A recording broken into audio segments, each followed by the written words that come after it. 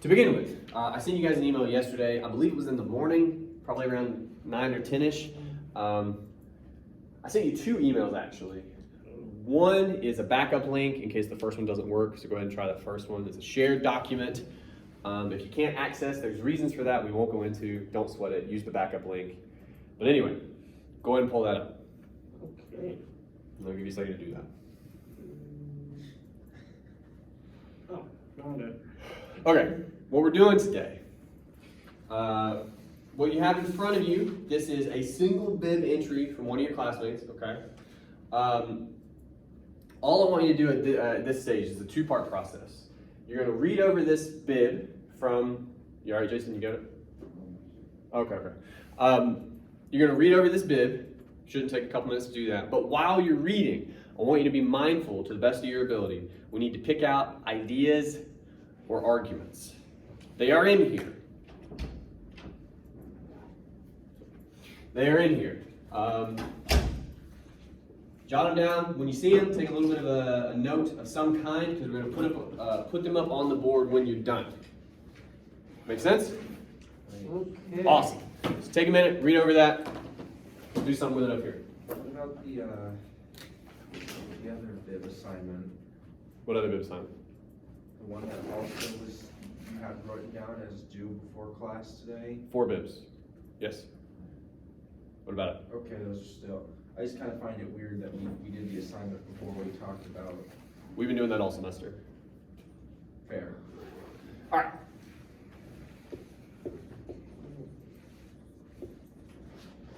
Can I get that?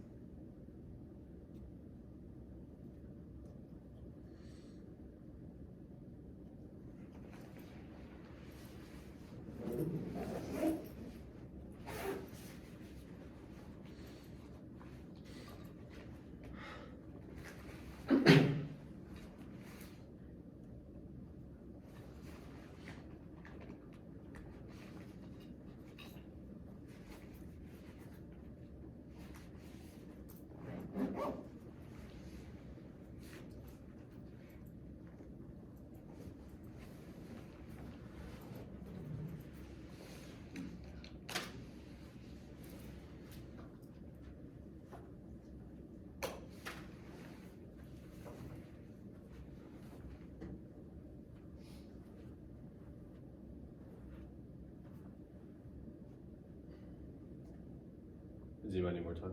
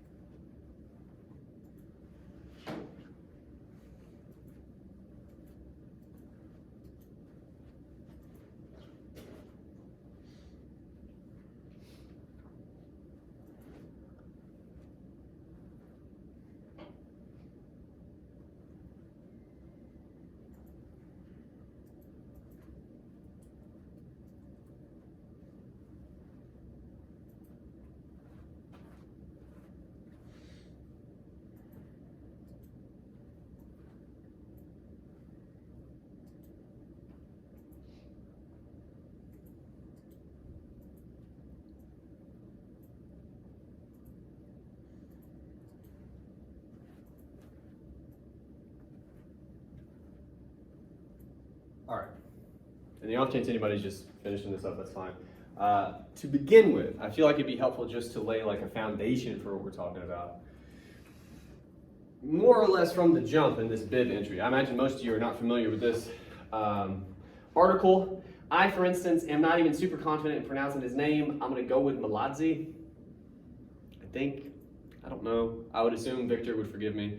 But anyway, we bring up two themes in our first paragraph here. What are the two themes we're talking about apparently in this article? We've talked about it in this class as well, but Masculinity. good. And the other one's pretty war. Good. Those are the two themes we're talking about. We're going to make actual arguments relating to those themes, but it's all sort of in that same ballpark. Masculinity and war, what they might have to do with each other, any of that, right? Okay. What I want to do now, we're going to do more or less what we did the very first day we talked about this paper. Remember, yeah, we were able to. Anyway, we had pay student athletes, don't pay them. We watched that video, that whole business. Yeah. We're going to do the same thing here, okay? So just for this bib, we don't have access to the article. We're just working with the bib. What are some of the arguments we make about those themes? There's a couple of them in this bib. About masculinity and feminine. Yeah, we talk about that in some respects. What might those be? Anybody feel free to jump in. This is not just a question for Nicholas. Masculinity can be described as power by a certain individual or a certain company. So Yeah. Well, that's part of the definition, right? Is like sort of being in a position of power historically is how. how masculinity can portray as power. Yeah. We talk about that. We probably talked about it a couple times actually. Do you remember any of the arguments we talk about that as a part of? If that makes sense. I didn't ask that very well, but. Like at what point are we kind of including that definition of masculinity in what arguments in this bib? Portrayal of what Americans or people think of military people as power or strong. Teddy Roosevelt was president. Good. All right, so one place we talk about it is with old Teddy Roosevelt. Specifically, because he's a really interesting case.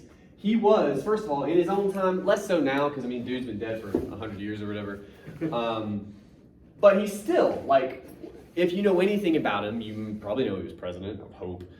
Beyond that, he has like a legend about him that existed in his own time, but has lived on. Like, for instance, he was in the original Rough Riders. I don't know if you're familiar with the rap group. They take their name from a cavalry crew he was in. So he saw a battle. Somebody tried to assassinate him once. He got stopped by a bullet in his breast pocket. He finished the speech he was giving after he was shot. Crazy stuff like that. Like, he's that dude, right? And he fits into that masculine narrative we've talked about really all semester. But specifically in this article, it is that, but it's not just that, right? He's this very masculine, sort of influential leader figure, right? That the article kind of indicates has lived on beyond just Roosevelt. I think they say something like, basically presidents even all the way up to now in some ways try to live up to that idea, carry themselves according to that idea. A lot of good stuff aside from being pretty masculine. Sure. Yeah. But again, in the context of this article, like we're thinking about that particular influence, right? For sure. Okay. What else? We have a couple more in here. Yeah. Well, I would say that what would tie into the masculinity part. Slow down. Not inviting it yet, but write that down if you have something. Okay. We got to fill this up first. Because there's a couple more. I thought what it said about with communism was interesting. It's interesting. What do they say about it? I guess the best way you could say it is that communism is like they're afraid of being considered feminine. It's based Yeah. on fear. There's Femininity. they bring Freud in there too. I always got it right here. Which, yeah, Freud, I mean, Freud has been kind of widely discredited in a lot of ways today. And again, in defense of that guy, he's also been dead for like 100 years or so. So that happens. But you'll see him get used a lot in papers still, even though he's been discredited, which I find interesting. Last thing about Freud, I want you to have a complete picture. He was very successful in his own time, making people feel better. Do you guys know how? Why he was so successful? Well, it's because all the freaking crack rock cocaine. He prescribed cocaine. Yeah. Yeah. Ghosts in your blood. Here, take this cocaine. People felt better. He was really good at his job. He made me feel better. He gave me this powder. I feel good. Anyway, so there's that. But yeah, this one isn't as spelled out in the bib. I think what they mean, because they talk about it as like a maternal force, communism. All I can think is like communism, when you compare it to capitalism at least, one of them is theoretically much more about sharing, and what the other is like, fuck you, I'm gonna get mine. That's like capitalism theoretically. Yeah, fuck you, got mine. Well, I think that's how they're trying to talk about these two things. That's not spelled out entirely in the bib. That's why I keep saying I think. But I think that's what they're saying. So in essence, the article is making the point that when we go to Vietnam, or when we think about communism, fight communism in any respect, again, we're sort of doing that masculine work, right, to sort of counteract this maternal force, maternal government in the world. I don't know if I completely buy it. It's interesting, though. It is absolutely an interesting argument. I almost think it gets into that a major argument. Maybe it's too big of a take, but like that wars themselves are, in all honesty, just like on a massive scale, like ideology-sized dick measuring contests. We sort of say that in this bib. We don't obviously put it that way. We kind of say that, though, in the, I think it's the very first paragraph in the bib. I mean, I don't mean to say it like that, but that's the best word. Yeah. But no, I'm saying we do say that in different words. In the first paragraph, we're talking about, I think it's the Industrial Revolution, if I'm not mistaken. Well, industrialization. But they're talking about the Industrial Revolution. Does anybody know what point I'm talking about here? They make an interesting argument here as well, related to labor. I was gonna bring that up. Go for it. It's mechanized, which is mechanical, which they talked about in the book the entire time. They did, which is yeah. interesting. They only mentioned it once when I saw it. Yeah. Well, and here the point we're making is, because these are notes, the best way I can think to sum it up is like, industry equals sort of this widespreading into physical labor, which of course we're going to read according to the way he's talking about it as more feminine, which of course equals a masculine crisis, which then he's going to argue leads to proving your masculinity through war. That kind of, it feels like, because it's in the first paragraph, it feels like maybe that's his thesis or something in this paper. This may or may not need to be said, but to give you another way people make this kind of argument, I've heard a similar argument about the world wars in relation to America and women getting the right to vote. Women got the right to vote in the early 20th century, and it's a similar line of argument. Basically, all of a sudden, a lot of women have more power, leads to a masculine crisis, leads to, well, we're gonna go fucking shoot somebody, right? Like it. Masculine to the point that it becomes near suicidal, a desire. Well, I mean, there's a difference between waging a war and then going and doing it, right? Like, but either way, yes. Either argument would probably agree that like it gets taken to this nth sort of level. But these are interesting arguments. And I keep saying that because what we should not do, I just want to make it clear here, what we can't do in this paper, for good or ill, is like agree or disagree with these arguments, right? That's not our job in this case. Our position here is reporting for the most part. Yeah. But we want to figure out how to connect any of this to any of our other texts, right? So for instance, if you forced me to, I'd be more inclined to to perhaps agree with this argument than this one. This one feels pretty tenuous. But it doesn't matter. For this paper, it's all fair game. Now, what I want to try to do, this next part is going to depend upon your memory and your notes. We'll see how those are. But any of the ideas over here, any one at all, okay? Mm-hmm. Can you relate it in some way to either something from Jarvis or something from Vonnegut?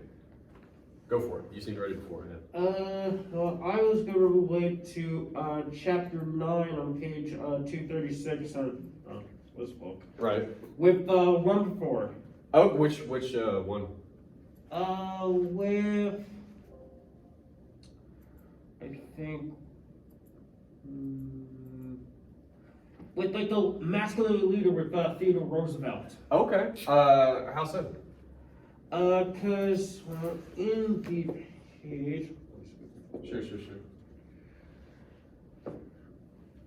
like he was like a leader, like he was like Theodore Roosevelt. How we were talking about, like he was a great person, he was a leader, he was a genius.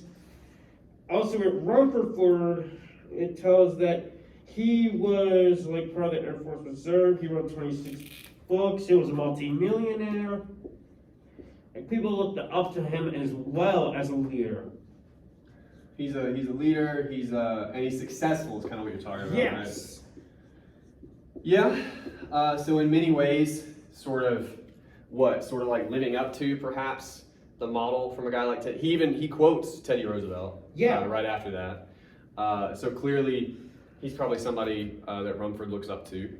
Yeah, and the quote was, "I could carve a better man out of the banana." For sure. Okay.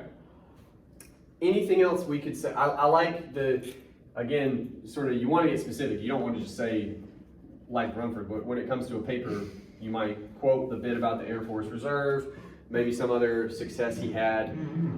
Yeah.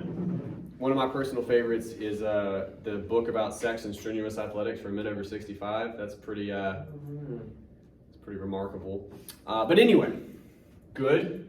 I'm curious. We could do this in a minute if we have to, but at this stage I'd like to ask, other than just Rumford clearly looks up to Roosevelt, perhaps models himself after Roosevelt's model, is there anything else we could say about the relationship between these two? Resembles him.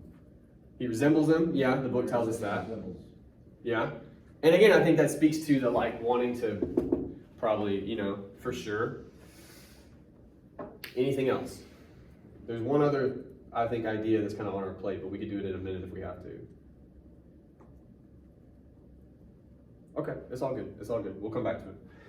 Now the question would be, can we, and sometimes you can't, just to be clear, but can we get to Jarvis from either Roosevelt or Rumford? Anything at all in Jarvis that might tie into this in some way? The way we're thinking about Roosevelt, the way we're kind of talking about Rumford. I mean, think about it this way. What ideas are we kind of working with? At this stage, it seems to be this masculine ideal, right? The influence that Roosevelt exerts over future men, if you like. He becomes an idol. Yeah, for sure. Is there anything like that we could think of? We can think about in a similar way in The Jarvis. paragraph that she talks about John Wayne and Sans Diego Jr., how he was an idol figure of the movie screen. He's a powerful figure. Oh, yeah. Okay. Okay. I mean, it ties into the same sense, maybe not the same category, but the same sense. Well, look, at this stage, I hate to use this phrase, but it's accurate. We're kind of just throwing shit against the wall, right? We're just Also, seeing if it works. thinking about Rumford here, Yeah. I mean, he's a historian. Yeah. I guess you could go a little bit into the idea that the stuff that boosts America's masculinity as a people, D-Day, Iwo Jima, all that stuff, are things that are much more greatly covered in history. What do you mean? Well, back in the time that Vonnegut was writing this, Yeah. he himself taught, you look at how much something like Iwo Jima or D-Day had already been covered in film or in, How it gets, I hate to put words in your mouth, but almost like mythologized in a way. yeah. Yeah. Something that would be a bit embarrassing and a bit demasculating. Emasculating, weirdly. Emasculating. Yeah. To whom? Like the bombing of Dresden, just not being covered. Okay. I think I kind of follow you. Maybe. Well, Like something that like, I don't want, like, he's a historian. yeah. Well, okay, But so they're, this whole masculinity is this fear of not looking good. who doesn't look good? Well, first of all, America when it bombed Dresden. Well, I'm honestly, because I'm trying to get on the same page as you. Like Roosevelt, at least the way we're talking about him, Well, like Roosevelt. looks pretty good. I should have said, like Roosevelt. I mean, it's a point.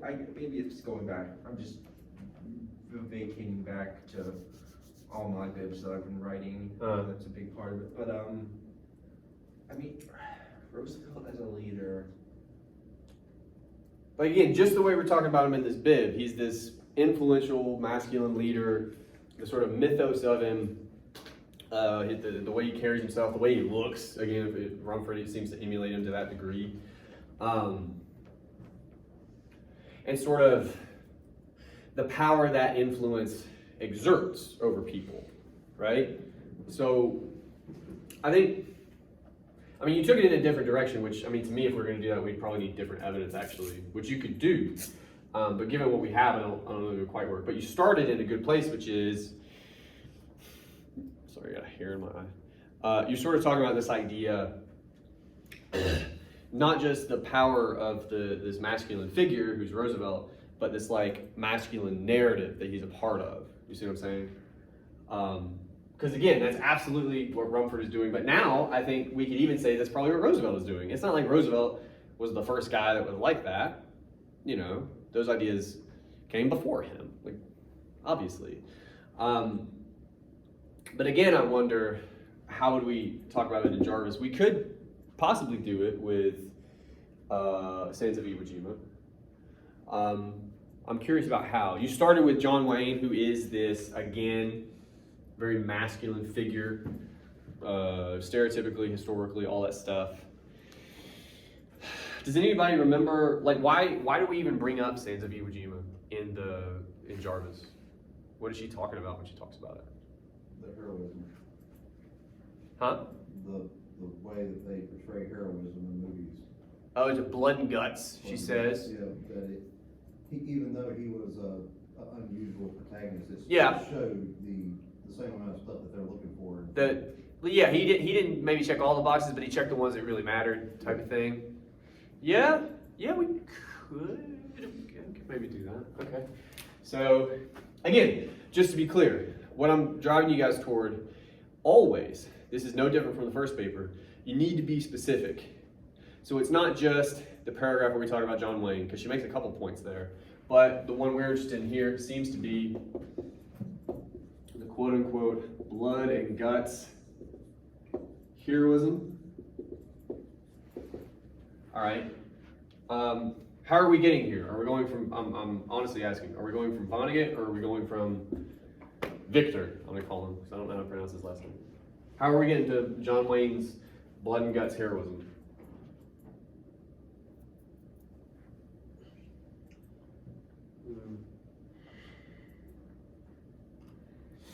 Are we going from masculine leader figure, or are we going from Rumford trying to emulate that? I think it ties in a lot to the bottom section. Yeah. The Very much. righteous and the proof of war. Damn it, now you're in a different thing. That's fine. Okay, how? That's okay, how? Because of the way America perceives it, the way people perceive the film and the actual way they come home. Well, I was gonna say it's Okay. And the way that the film projects masculinity on film compared to how it's really playing out In real life. So I'm just trying to make sure I understand. So you're saying they see this blood and guts heroism, right, quote unquote, and they assume that that's what war really is. Okay, again, now we're talking about the war narrative, not just the masculine narrative, right? And they think that they can go prove their masculinity just like the hero does. Is that what we're saying? Yeah, and tying into that aspect. That could work. Along with, I mean, the crisis part of it, the masculine crisis part of it, because the people that come back, they're not portraying themselves as something. I mean, like Billy Grove in the book, he's not coming home looking like a true war hero. He didn't want to talk about it. Okay. All right, you did a lot of things at once. Yes, That's okay. All right, here's what we're gonna do. I still want to come back to this, and we will. I had some part of it that I think is. We'll come back to it. I want to make sense out of that thing first, real quick, and then we'll come back to this. Two things. Number one, and you can do what you just did, but we got to walk through it real quick, okay? Number one, to be fair to this guy's argument, he is saying, right, that this crisis of masculinity leads to the need to prove masculinity through war. That's how he's putting it. What you're saying, and I don't think it's wrong, but what you're saying is, interestingly, we have people, sort of ingesting this narrative and thinking that that's how it works. But then what actually happens is this gets inverted. Like this going off to try to prove it for a lot of folks leads to an actual crisis of masculinity. You follow? Yeah. What we need to do then, though, is find something specific in the book to talk about that. I think it's in there, but I'm going to ask you guys. Yeah, it is. Can you think of it? Like, we need a specific thing. You can't just say Billy, right, and just like take a bow, right? So can we think of anything specifically if we're going to try to say that war, the way, especially it's talked about in Vonnegut, seems to actually lead to this as opposed to counteract it?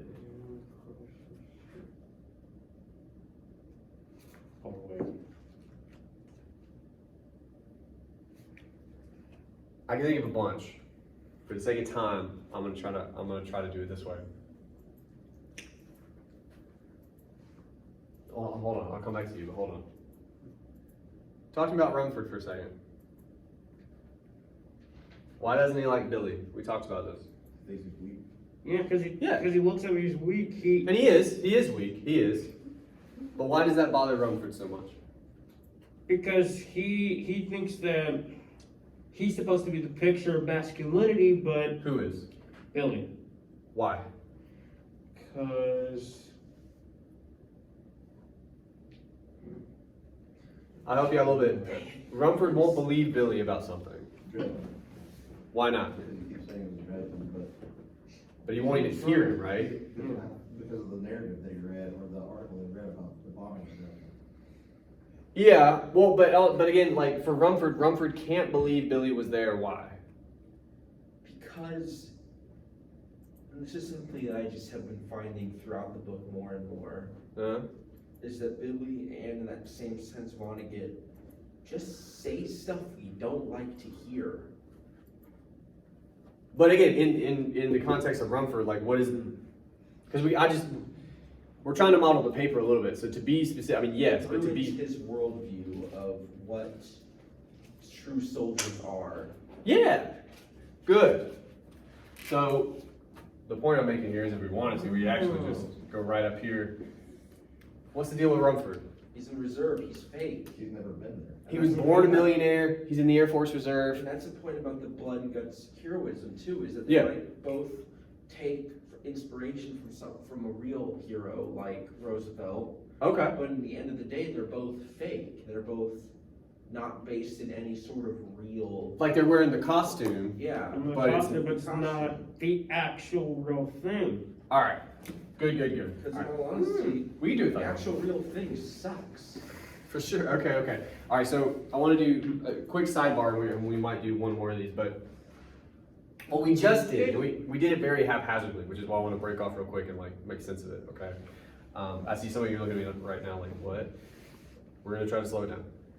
But to be clear, what we just did, linking these, we didn't just link them. We didn't just say, hey, this reminds me of this. That's a start. But especially when it actually comes to your paper, you need to try to explain in detail how you're moving from this idea to this one, or from we got over there, from over here. Like you got to break that down for me in language. We just did it out loud, right? But that's what it would look like in your paper as well. The point I'm going to make to you, let's save my marker for a second. This paper, in many ways, is still going to use the same structure that we used in the first paper, okay? Right. So three I's aren't going to go away. The introduction is going to be built basically in the same kind of way. Again, it's a different paper though, so there will be some differences in regards to specifics, okay? But the general structure is the same. And here's what I mean by that. When it comes to a body paragraph,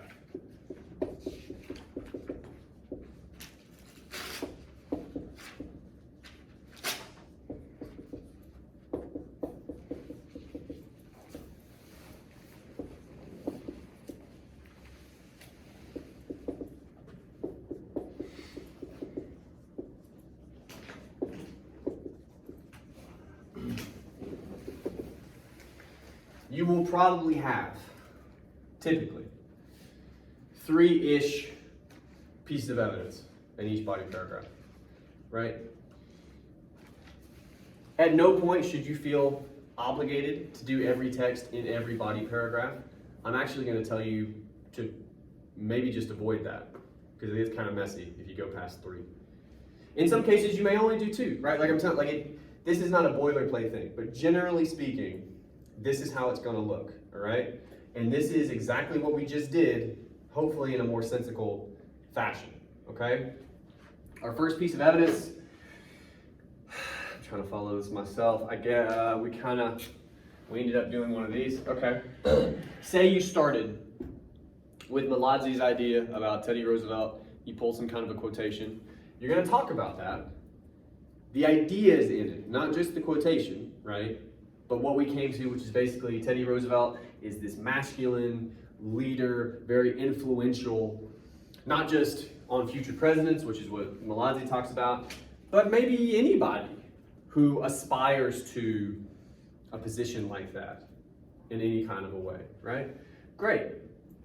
The next thing you got to do, that's our analysis of the evidence, is then explain to me how that any of those ideas lead to, I guess in this case, blood and guts heroism.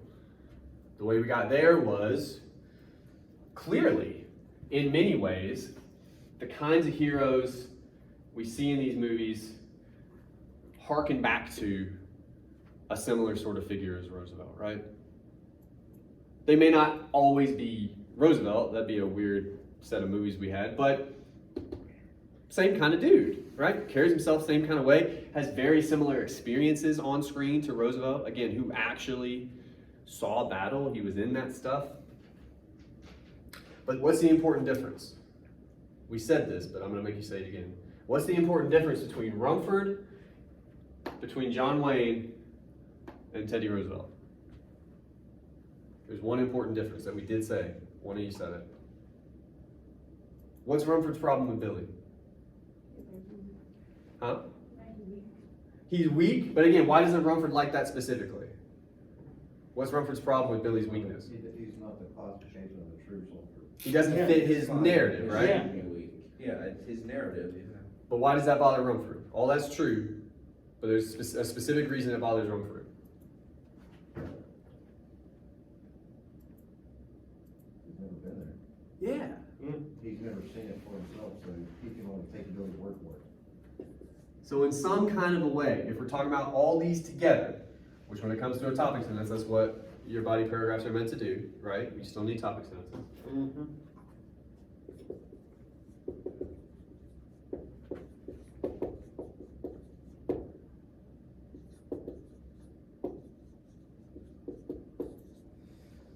If we're talking about the importance of experience when it comes to masculinity, in some kind of a way.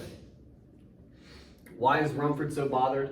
It's not just Billy's weakness. It's the fact that Billy was there and Rumford wasn't. Rumford doesn't like that. That's Billy's trump card. Seems to be the argument when it comes to these masculine standards, right? Yeah. John Wayne is a badass. on screen, you know. So it kind of doesn't, it's almost like we're suggesting with these two, you can look the part, you can dress it up to play that narrative, but how often are you really that guy? Well, seems like it comes down to a question of whether or not you can walk the walk. Yeah?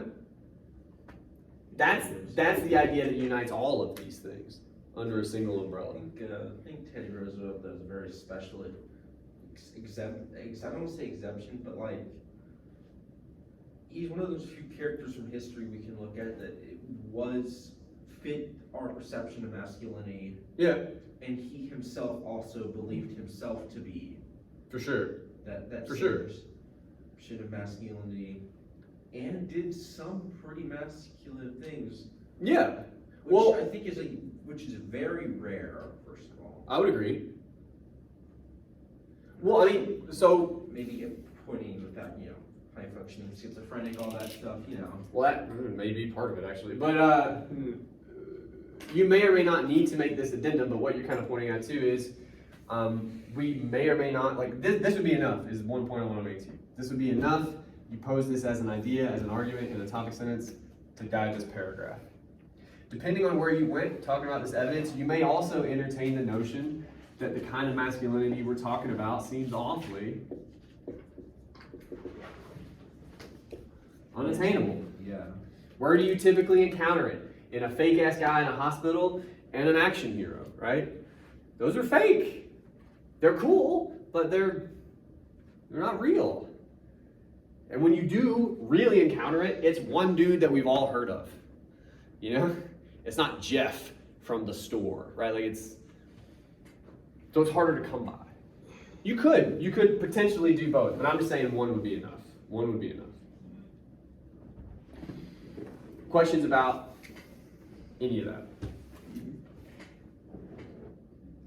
I also kind of find it with Teddy Roosevelt. It's like not only is it like just that one person that's like he's a masculine ideal, Yeah. but he's also the type of person that invested a lot of time and money into making sure that he seemed like the masculine ideal. Yeah. Well, and now here, I mean, this kind of True. going into the same text, but you're talking about maybe this idea of proving it, which Vonnegut does talk about, like that specifically. Yeah, I mean, and again, like, you don't have to take any one argument any one way most of the time, and that goes for any text you encounter. But it's all a matter of talking about them specifically, first of all, okay? Digging into details, just like we've done all semester. I told you that's not going away. And as soon as you do that, as soon as you actually dig into details, like we got the great quotation from Jarvis. We pulled a couple things, we're not talking about Rumford all on his own, right? We pulled something from some pages. That's how you get opportunities to perform analysis, to perform synthesis. You have got to be specific in this paper, right? Once you do that, your job gets easier. You can start making these connections. You can start explaining them. That's how the paper is going to work. So would this be just, like, this 3 pieces of evidence in their analysis, would this just be one paragraph? Okay. One body paragraph. Yep. Yeah. And a follow-up, I mean, we kind of don't have time now, which is fine because we had a lot of good discussion. A follow-up, well, I want to remind you guys, we would have some other article over here, some other paper that we don't have for this exercise, right? That would come into play. But even if we're looking at this, we could consider this idea. We didn't really touch it at all. It kind of comes up in Vonnegut, not as much. Jarvis talks about way more stuff that we could consider. But that would be another body paragraph. But you build them all this way. Sound good? Good enough? All right. What I want to do now, I built today with this express purpose. Wherever you're at in your process. Some people are done with the bibs, some people are not. That's okay. I want you to get some kind of work done. If you need to still do some of the bibs, do those. They're there to help you. I think they will. They're notes. Take some notes. if you're through with that, and some of you are, start on this. Start a body paragraph. Even if you want to, and I would do it this way. I think it would help. I would do this guy. I would make a chart. List the ideas that you have either in your bibs or just in your head. You're like, oh, what about this? Write it down. Get that stuff down. And try to start making connections, and then try to start explaining how you're making those connections. That's going to be your body paragraph. Do that. Yes? Can I take a picture of this? Sure. All right. Otherwise, I want you guys to work. Obviously, I'll be here if you have questions, but try to get some work done in this space. Okay? Go for it. All right. I want you to take a minute, find yourself a good stopping point. And for real, if you're headed in a good direction, if you're onto something, where are you headed? Are you about to look at another source you don't have time right here? What's on your mind? Like, write that stuff down. It's going to help you out when you pick this back up.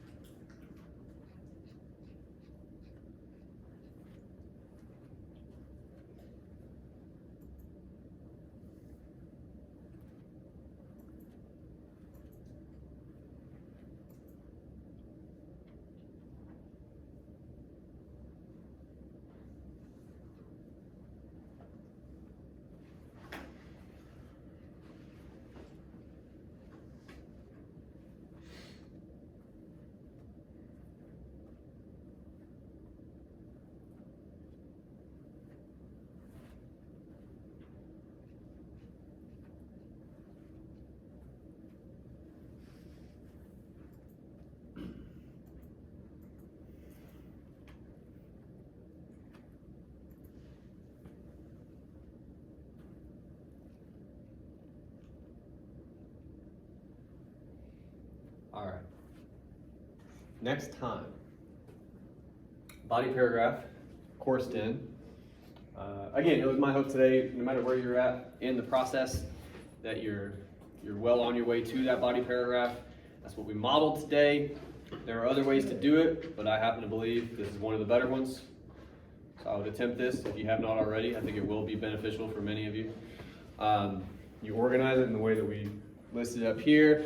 Obviously, we're going to talk about it in more detail next time once you've actually generated some stuff. But that's the approach I would take. Yes. And also, can we use our Jarvis and Vonnegut argument that we posted for today? For our Jarvis and Vonnegut argument. Like the bibs? Yeah. Yeah, you should. Yeah. Okay. Vonnegut, Jarvis, two sources you find. Yeah. Yeah. That's what we. Perfect. Okay. Any other questions like that, I guess? Cool. All right, so again, next time, single body paragraph. You can all do it, just a body paragraph. They will probably be longer than other body paragraphs you've written because you're working with more texts. That's perfectly normal. It can be too long. That does exist, so don't get like super crazy. But if you're like, this feels a little long, that's probably fine, okay? The other thing, I just want to remind you, it's a ways away, but it'll sneak up on you if you're not careful. For our third paper, we are not there yet, right? So don't. But for our third paper, we will need to, on our own, watch Die Hard, the original, from 1988, I think. It's almost as old as I am. But I say need to be able to watch because it's 2021. I'm not saying you got to go out and buy it necessarily, but you're certainly welcome to. I got a copy for $5, for instance. You can find it cheap, but you can look up streaming services. You have other means that we can't talk about in here. If you catch my drift, there's all kinds of ways to see a movie in 2021. When it comes time for the third paper, you need to be able to do that. Again, I just want that on your radar. So at some point, be thinking about. But for now, body paragraph. Next time, I'll see you Wednesday. Thank you. I just want